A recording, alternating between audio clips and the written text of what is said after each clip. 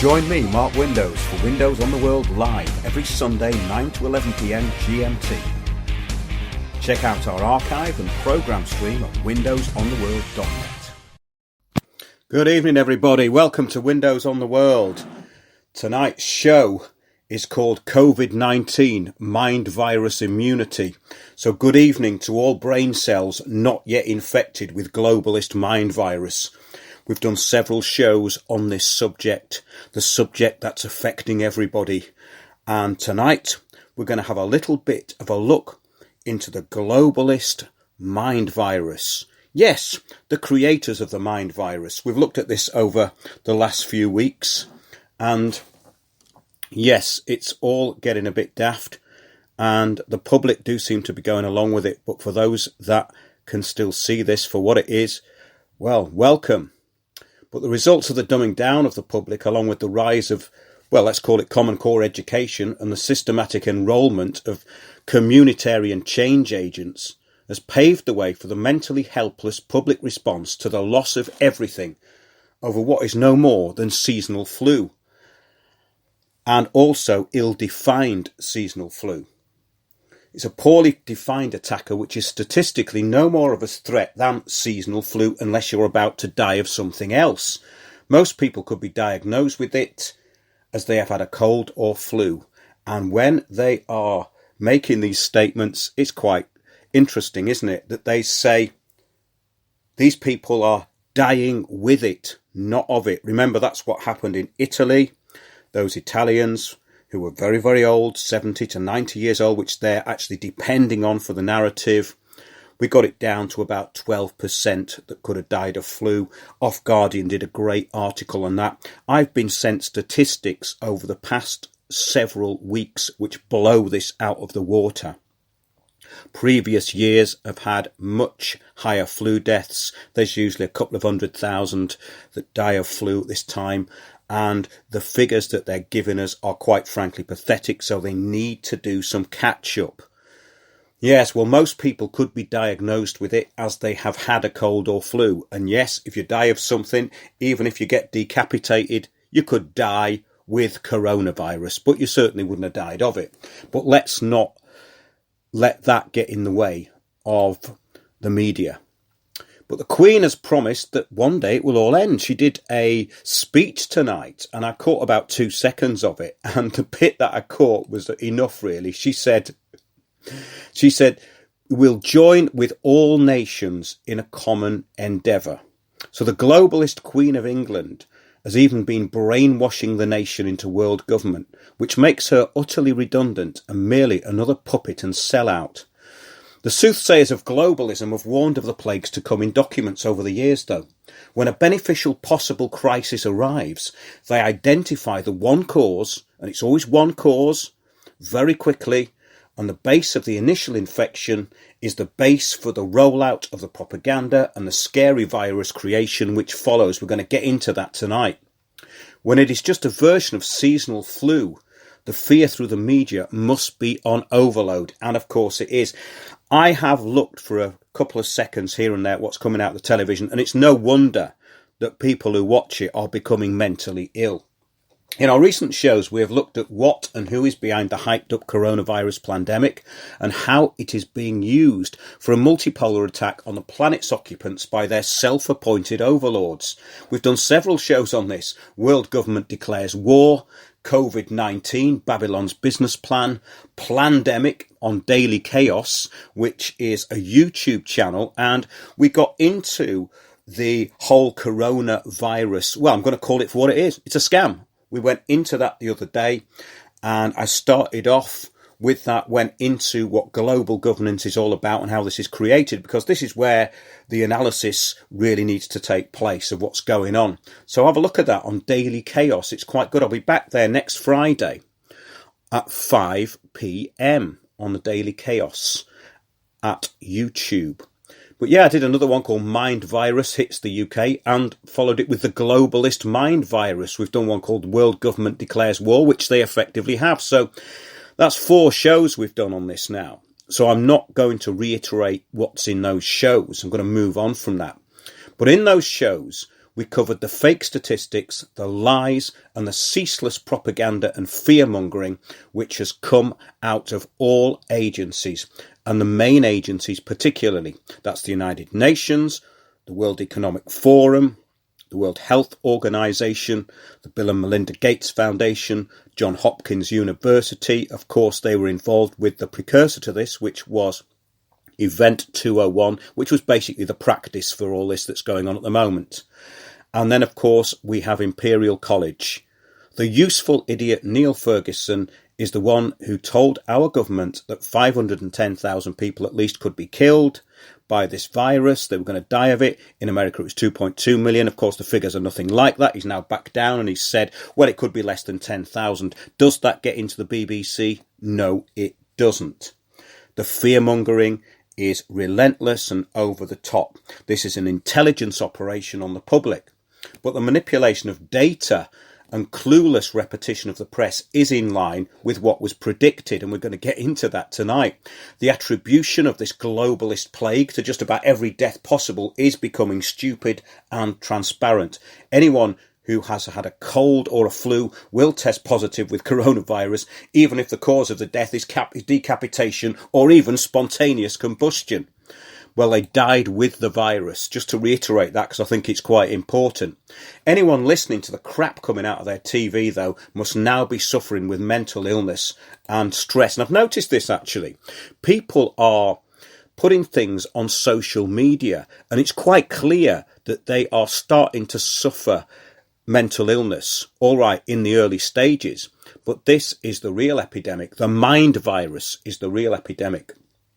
But yes, I've got some notes here which I wanted to just go through beforehand. So basically, it's a multifaceted global operation which has declared war through steering idiots and manipulating information for economic warfare. It's a clampdown on all rights through this coronavirus bill, which is absolutely outrageous. This has never been done before. And it's a global to local takeover in line with the United Nations 17 Sustainable Development Goals, which are basically the basic basis of the new totalitarian system, all dressed up in an environmental program with do-gooders at the front of it. Now, the players in this are the United Nations, the World Health Organization, fronted by Dr. Tedros, the man who you wouldn't buy a used car off. In fact, if you were alone in a lift with him, you'd probably be wondering where your gun was, because this man is a criminal. We've got the World Economic Forum, Johns Hopkins University, Imperial College, funded by its overlords, the Bill and Melinda Gates Foundation. Yes, all the propaganda and the idiocracy that has been supported through the Bill and Melinda Gates Foundation is coming out of Imperial College. They funded this whole operation. Bill Gates is responsible for this, and of course, he's a senior partner. The preparations for the exercise were the Rockefeller Foundation, Johns Hopkins University, with the World Economic Forum, as they backed Event 201, which was a rollout for a preparedness exercise for a pandemic, which came about 2 months before the first eruption of this in China. But yeah, I'm going to get into this Rockefeller document. I think you're going to find this really interesting, actually. But the virus was identified by the Epidemic Intelligence Services of the Center for Disease Control. That's the American agency, which is basically a global corporate agency. The Centers for Disease Control, known as the disease detectives. These are the people who identified this new threat. They're called the Epidemic Intelligence Services. And they make sure through the CDC that it is exactly clearly defined. So in other words, they find really, in effect, what they're looking for. Yes, the background of the whole flu pandemic is available through researchers such as John Rappaport. Look at his excellent research on it. There's many people who've done research on this stuff, and they've really got into the background of it, who's doing it, and we've kind of been covering that for the last 6 weeks too. But basically, Rappaport also goes into the H1N1 virus and how that was kind of manufactured into this global plague. Very interesting stuff. The incompetents in government are badly advised but steered into the intended outcomes, and that has become absolutely obvious over the past few weeks, from the bewildered Boris Johnson to the belligerent and absolutely retarded and demented Matt Hancock, the so-called health minister, I believe. The government have a get-out clause. They could say, well, containment has worked, but no, they're not going to bow out gracefully. If they had a brain cell between them, they'd know it was time to back down now. But they are going along with the exercise. The exaggerations of the failed computer models and global compliance exercise are what they are carrying on with. They are under management, and it shows they're absolutely being managed. The massive facilities known as the Nightingale Hospital facilities, these were set up to take all these patients which clearly are not going to appear. They're already trying to backtrack on this. But this Excel, the one in London, the Nightingale, they've got these hospitals, I think, in Birmingham and Manchester, all over the place. Some of them are smaller than others. But this one in London has 4,000 beds. And since it opened, we haven't heard anything about how many patients are going to be admitted, although the Daily Mail gave us some remarkable insight into what might happen. They said that it was predicted that 80% of people who were taken into the Nightingale and put onto ventilators would die. So, if you have anything wrong with you that you can possibly cure yourself, don't go into hospital, because I've had reports over the past few weeks, people going into hospital without being diagnosed with the COVID-19 virus, who are then miraculously diagnosed with it, and very shortly after they've left this earthly plane. So we do have these communitarian change agents in all key positions, and this is the sort of stuff I've been talking about for years. This is the result of the big society. You have absolute careerist, brain-dead, basically, they will do anything. These people will do anything they are told, and they will probably enjoy it as well. But yes, London's Docklands, the Nightingale, it's costing the NHS millions in rent from its Saudi owners. The NHS are paying millions out a month for this place. It's absolutely incredible what's going on. In the likes of the Daily Mail, voices of reason have appeared, but they're soon drowned out by the government change agents. But yes, the idiotic, trained, careerist, brainless but useful Matt Hancock is threatening the public that if they go out sunbathing, he will make sure they never go out again. And 6 weeks ago, we lived in what some of the people still called a democracy. But the main problem is not just the key players in this, but the failed actors in government who have showed nil initiative, not even creating their own strategies, just following the failed fear-mongering of the likes of Neil Ferguson at Imperial College, the failed puppet of choice for the Bill and Melinda Gates funded department at Imperial College. This is the person who gave us the BSE crisis, and basically on his kind of advice, all our cattle was slaughtered until DEFRA actually jumped in. The government jumped in and told them to stop the slaughter in the end, but it was too late then. This is the useful idiot that the Bill and Melinda Gates Foundation are using. Neil Ferguson of Imperial College. But basically, all this is about is getting from A to B. Okay, so we know where A is, but B is ID 2020. ID 2020, the Bill and Melinda Gates Initiative for biometric vaccination for all. The Gates BioVaccine, which is the evil, it's absolutely unbelievable. This evil muppet wants to infect the planet's population with this biovirus, basically this vaccine. The celebrity nobodies, though, they've all been announcing they've got this infection, but most of them don't seem to be very ill with it, do they? And of course, it's got very broad symptoms as Corona-19, CV-19. Basically from no symptoms to asymptomatic means you're showing no symptoms, to mild symptoms, to actually the collapse of the respiratory system. And that's the thing that we should be worried about. However, I've just been sent a video of a doctor in New York who said that the respirators are going to make people worse because they're going to make people's lungs collapse, because this is not really exactly what we're being told. Oh, what a surprise. But yes, most of these fake celebrities and idiots, useful idiots who catch this virus in the public domain, that they seem to be okay after about 5 days, while the rest of the gullible lock themselves away for fear of being accused of recklessness by leaving the house. It's unbelievable, this. Basically, I'm going to get into this Rockefeller document tonight and what it's really about, because once I read it, it all started to come into line as to where we're going. I mean, there's been several of these, actually. There was one from the Bundestag in Germany in 2012, which was a rollout of a pandemic, of a coronavirus, which is very similar to the way that governments have reacted. Now, they said that different governments would react differently, and they have, and that's all been factored in, because this is a preparedness test for ongoing situations. That's all it is. So wait till they really start.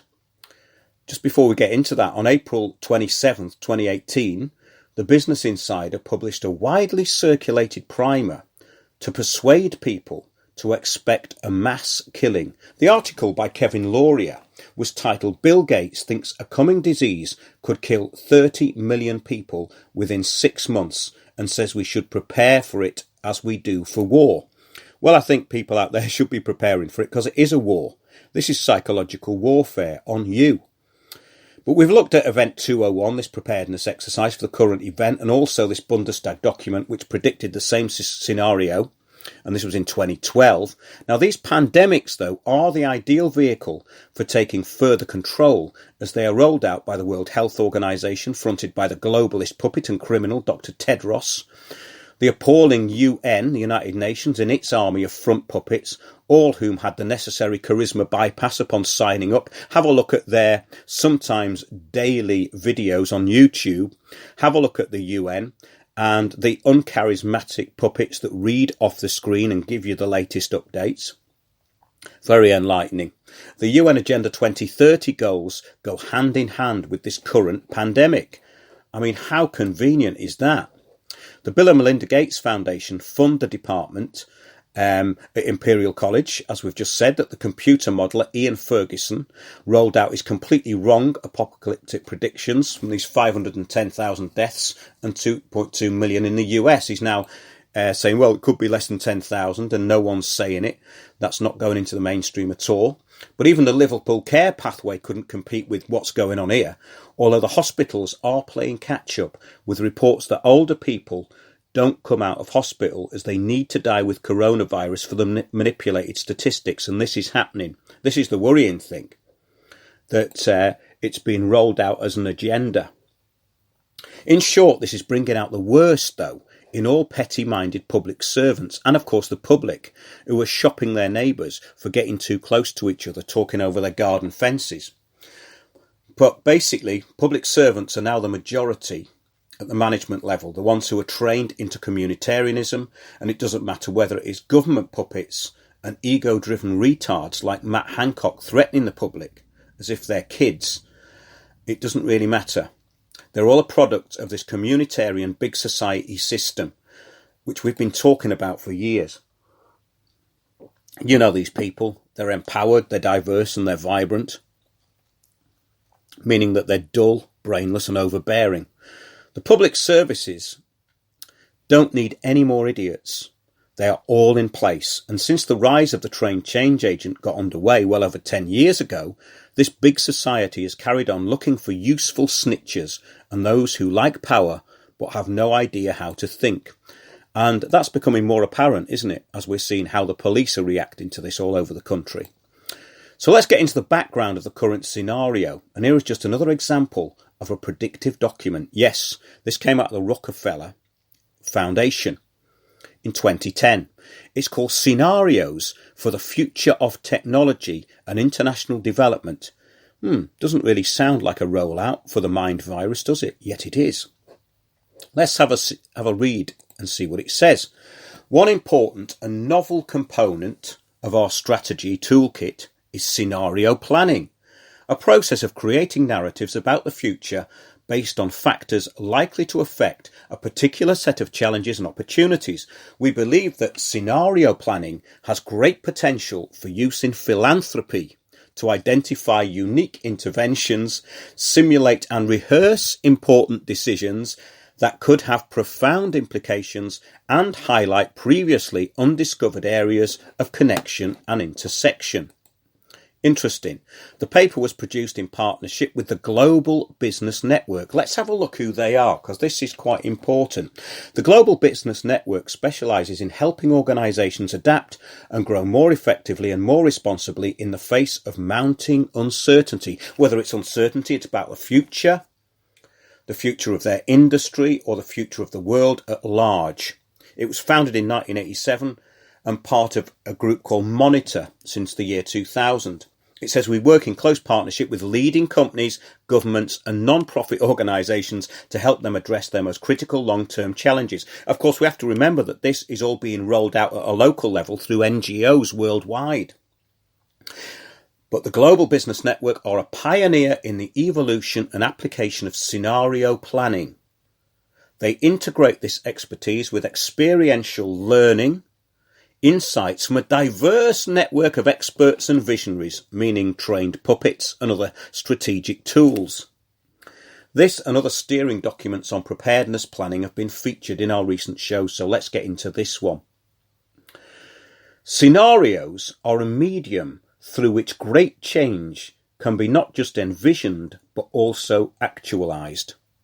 Well, scenarios are a medium through which great change can be actualised, and they are being doing, definitely. All as we're seeing is a preparedness exercise which came on the back of a rollout. It says, once crossed, these axes create a matrix of 4 very different futures, and the references are made to papers by the RAND Corporation, the Global Technology Revolution 2020, In-Depth Analyses, and the World Bank. In-Depth Analyses 2006, that was a paper that was referred to in this. Yes, once crossed, these axes create a matrix of 4 very different futures. Now, this is interesting because what's being rolled out is actually the first one. This is the way it's going, and it's called Lockstep, a world of tighter, top-down government control and more authoritarian leadership with limited innovation and growing citizen pushback. Now, they're expecting to be a pushback on this. That's already factored in. Let's go to the next scenario that they came up with in this document. It's called Hack Attack. An economically unstable and shock-prone world in which governments weaken and criminals thrive and dangerous innovations emerge. Well, you could actually say that that is the template for the present global governance, could you? So if you reversed that and said, well, it's the government doing it, then it would fit, wouldn't it? Listen to it again. An economically unstable, which the whole of global governance is based on economic instability, because they're creating money and creating debt and creating bankruptcy, and then moving on from that by creating more debt. So it is an economically unstable and shock-prone world. That's the globalist world, in which governments weaken and criminals thrive. Well, you couldn't get much weaker than our government, could you? I mean, it doesn't get any more weaker than the present government. It just doesn't. Criminals thrive. Yes, they do. Globalist criminals thrive. And dangerous innovations emerge. Well, they do, don't they? ID 2020. The Internet of Things. Yes, so if you turn down Hack Attack, their second scenario, turn it round, that is the globalist governance template. Quite amusing, that. Clever Together is the third very different future that they were envisioning. Clever Together, a world in which highly coordinated and successful strategies emerge for addressing both urgent and entrenched worldwide issues. Now, This really is just another globalist template. So I don't think that's even worth going into too much, even though they go into that in the document. Smart scramble is the fourth one, an economically depressed world in which individuals and communities develop localized, makeshift solutions to a growing set of problems. Now, that would be the big society, so that's already part of it anyway. An economically depressed world, which it already is, in which individuals and communities develop localized, makeshift solutions. Yes, that's the bit that came out of the big society in 2010. So this document is from 2010, and it's exactly in line with the communitarian agenda. So basically, the alternatives they're giving are alternatives that are already in place. But the one that they're really rolling out is hack attack, the economically unstable and shock-prone world in which governments weaken criminals. Sorry, no, that's hack attack. Let's get back to it. I want to just read this out again. Lockstep, that's the one. A world of tighter, top-down government control and more authoritarian leadership with limited innovation and growing citizen pushback, which they've already accounted for. Remember, the globalists need the anti-globalists to implement their policies, hence why we had Extinction Rebellion, basically protesting for citizens' assemblies, which is another global governance strategy. Okay. So in the scenario Clever Together, for example, a consortium of nations, NGOs, which are non-government organisations, in case anyone didn't know, and companies established the Global Technology Assessment Office, a detail meant to symbolise how a high degree of international coordination and adaptation might lead to the formation of a body that anticipates technology's potential societal implications. In other words, more globalist control. The scenario. Let's have a look at the scenario that they put out in this document, which is called Scenarios for the Future of Technology and International Development, a Rockefeller Foundation from 2010. In 2012, remember that this is not time specific, okay? So, let's say in 2020. The pandemic that the world had been anticipating for years finally hit. Unlike 2009's H1N1, this new influenza strain originating from wild geese, it says here, but it doesn't really matter where it originated because the CDC, Centre for Disease Control, their investigation unit, found what they were looking for. It doesn't mean it was right. Wuhan was absolutely polluted. There were already, obviously, people there with breathing difficulties and pneumonia, which is the outcome of this virus. The outcome at its most severe end is pneumonia. Okay, so that's very important. So we don't have to even think about this strain of virus. It's not important with the scenario. Even the most pandemic-prepared nations were quickly overwhelmed when the virus streaked around the world, infecting nearly 20% of the global population. Well, they haven't got there yet, have they? Because basically the thing's a lame duck. Oh, sorry. It says geese here, doesn't it? 20% of infecting nearly 20% of the global population and killing 8 million in just 7 months. You mean we've got another bloody 5 months of this to go? The majority of them healthy young adults. Well, actually, that's not true at all, is it? It's all old people that are dying. The pandemic also had a deadly effect on economies. Well, no kidding there. The entire middle class and self-employed part of the global population being effectively wiped out. International mobility of both people and goods screeched to a halt. Well, it certainly has, debilitating industries like tourism and breaking global supply chains. Well, I think the global supply chains are going to be kept up because in these other documents that I've read, like the Bundestag document, and even in, I think, Event 201, supply chains were able to keep going. But it's definitely debilitated tourism, no doubt about that. Even locally, normally bustling shops and office buildings sat empty for months, devoid of both employees and customers. The United States' initial policy of strongly discouraging citizens from flying proved deadly in its leniency, accelerating the spread of the virus, not just within the US, but across borders. Well, they've taken care of that one, haven't they? However, a few countries did fare better. China in particular. The Chinese government's quick imposition and enforcement of mandatory quarantine for all citizens, as well as its instant and near-hermetic sealing off of borders, saved millions of lives, stopping the spread of the virus far earlier than in other countries and enabling a swifter post-pandemic recovery. They must have a crystal ball, these people, mustn't they? They really must. They must be prophetic, this priest class. They are psychic beyond belief. It says China's government was not the only one that took extreme measures to protect its citizens from risk and exposure. During the pandemic, national leaders around the world flexed their authority and imposed airtight rules and restrictions from the mandatory wearing of face masks. Now, they're already talking about this. Incredible, isn't it? The mandatory wearing of face masks. Well, those people who are in New York will be glad to know the United Nations building in New York found a load of masks, and they're going to give them out to people in New York to make them look even more bloody stupid than they do already, as they're locking themselves in. Okay, in order to protect themselves, yes, from the spread of increasingly global problems, from pandemics and transnational terrorism to environmental crisis. Well, this is transnational terrorism, there's no doubt about it, but it's being implemented. The transnational terrorism is by the World Health Organization, the Centre for Disease Control, the Bill and Melinda Gates Foundation, the World Health Organization, and of course the UN, the Johns Hopkins University, and the Imperial College in London, which is rolling out this computer model. So, it says here, at first the notion of a more controlled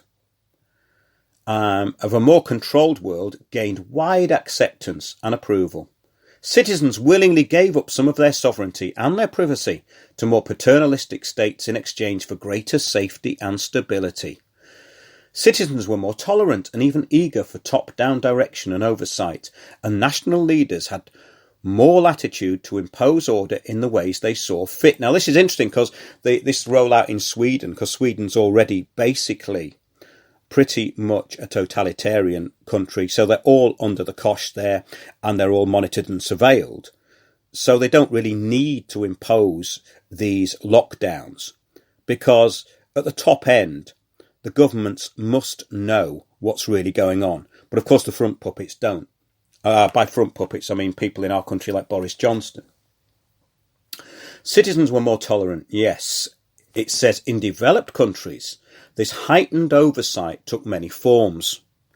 Biometric ID for all citizens, for example, and tighter regulation of key industries whose stability was in question. Okay, now this is interesting because industries which don't go along with the new carbon taxation scheme rolled out by Mark Carney and under this new organisation which is monitoring task force for related climate disclosures, most of these organisations and corporations who do not absolutely comply with this will be taken down. So this is a multipolar takedown. If they can't do it under the climate change, they'll do it under this. And also it's a multipolar in the respect that there's many different sides to what's going on. This is a beneficial crisis of huge proportions. It says here, sporadic pushback became increasingly organised and coordinated as dissatisfied youth and people who had seen their status and opportunities slip away largely in developing countries ignited civil unrest. So here we go. We've got the civil unrest already being talked about in here, in this document. New inexpensive technologies like better medical diagnostics and more effective vaccines improved healthcare. Who would have thought? It says, companies, NGOs and governments, often acting together, what a surprise, launched pilot programs and learning labs to figure out how to best meet the needs of particular communities. Yes, they're all in place now. This was 2010. NGOs are the global mind virus.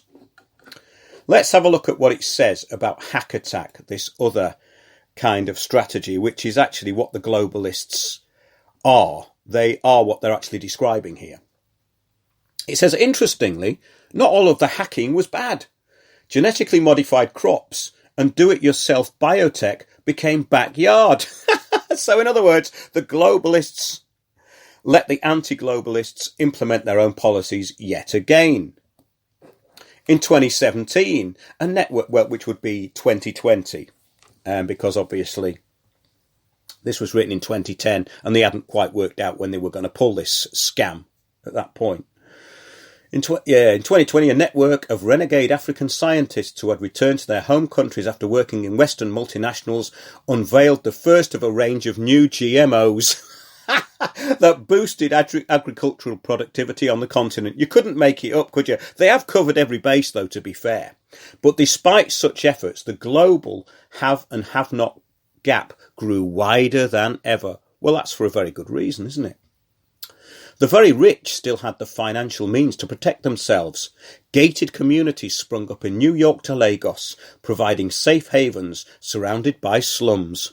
Well, of course, that's Agenda 21, Agenda 2030. That's exactly what it's all about. No one will be left behind. Everyone will be put in a smart city, and a smart city can be a slum too. It was de rigueur to build not a house, but a high-walled fortress guarded by armed personnel. Well, this is basically what the elite are doing, isn't it? So hack attack is their strategy for themselves. So that was the blueprint.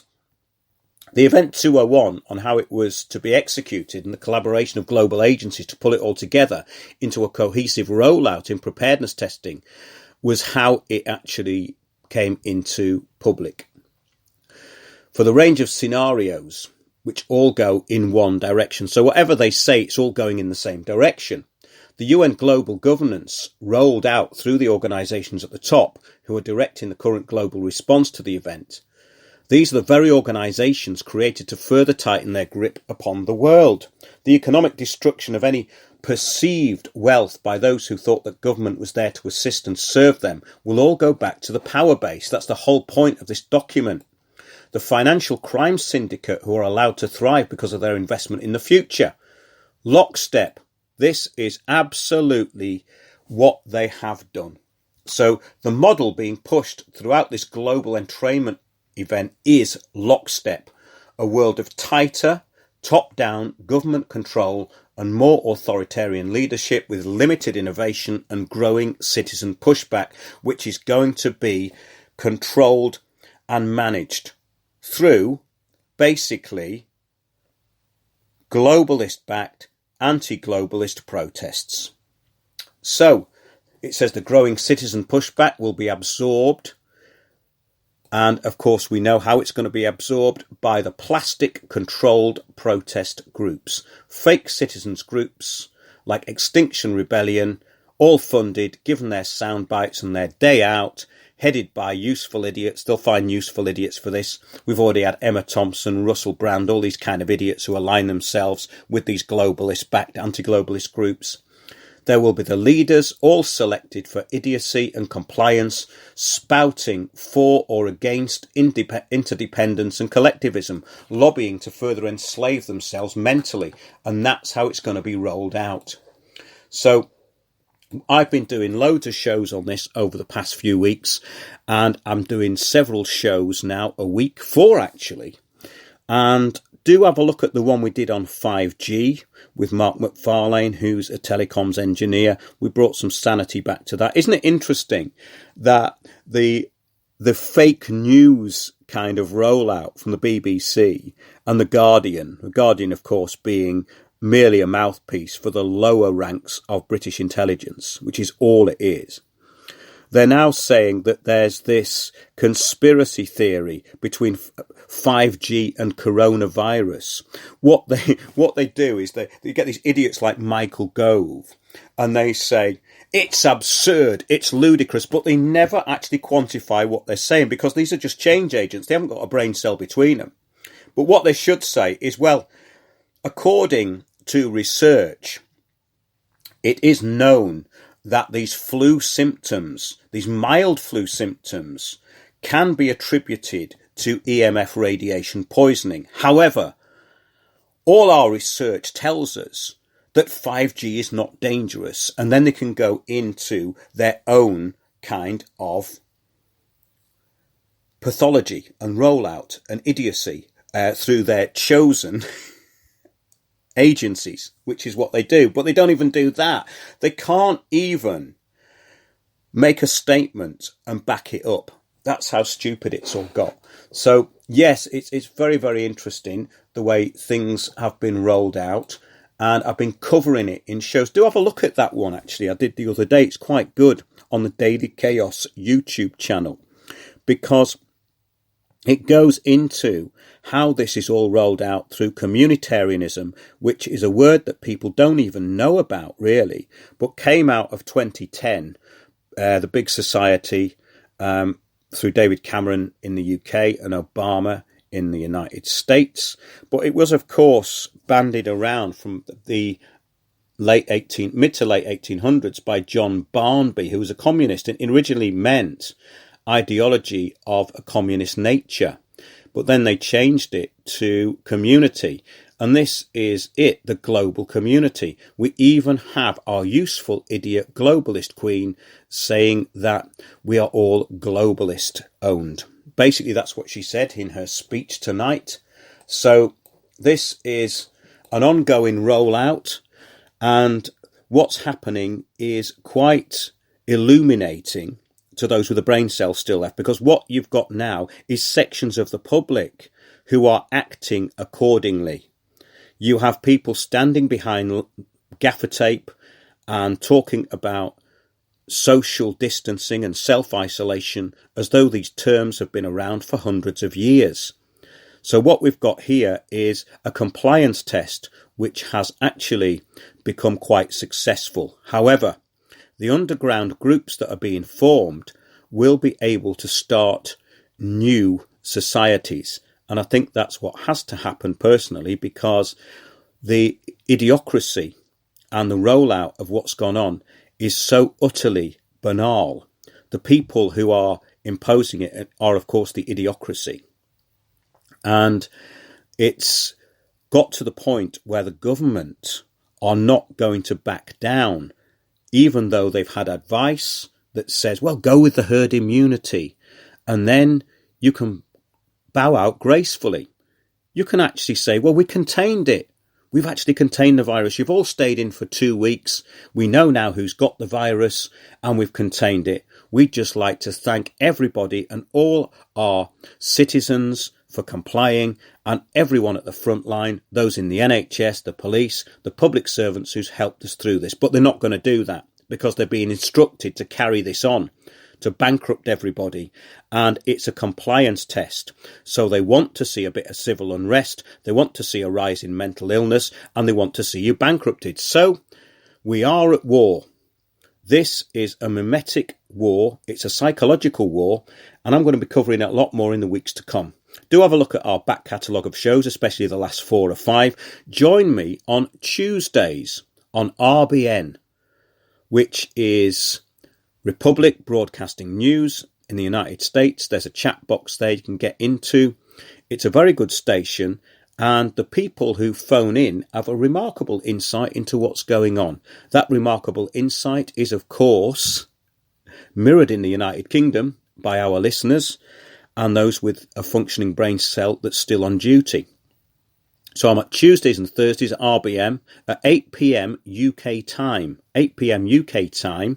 On Wednesdays, we do our live video stream, and those are going very well.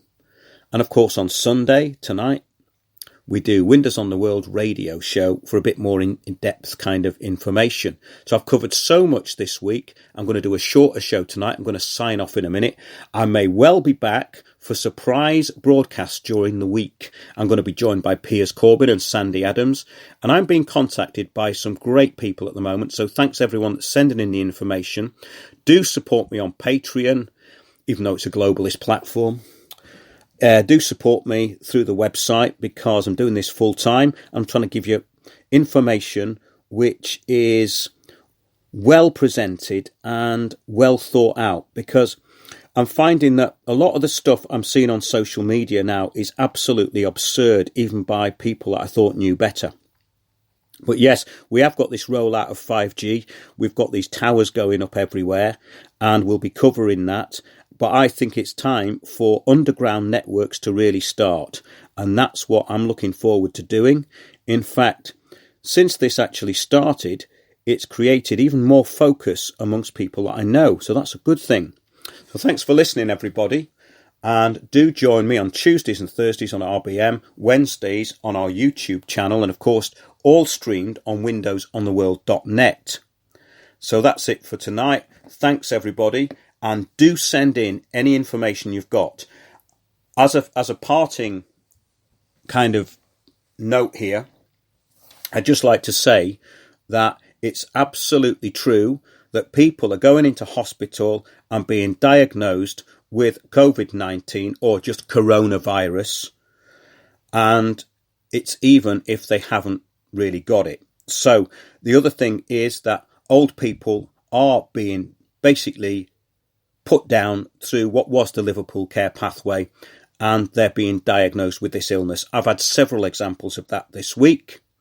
And so if you are reasonably fit, don't go anywhere near a hospital. That would be my advice, because what's coming in is actually very shocking. They are now trying to play catch up with the figures, so they're going to attribute anything they can to this virus. So even if you go into hospital and you've been decapitated in a road accident, you probably will have died of coronavirus, or you will be dying with coronavirus. So that's it. And see you on Tuesdays, Thursdays, Wednesdays and Sundays. Thanks a lot, everybody. Good night.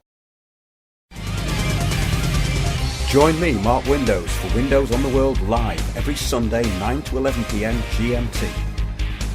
Check out our archive and program stream at windowsontheworld.net.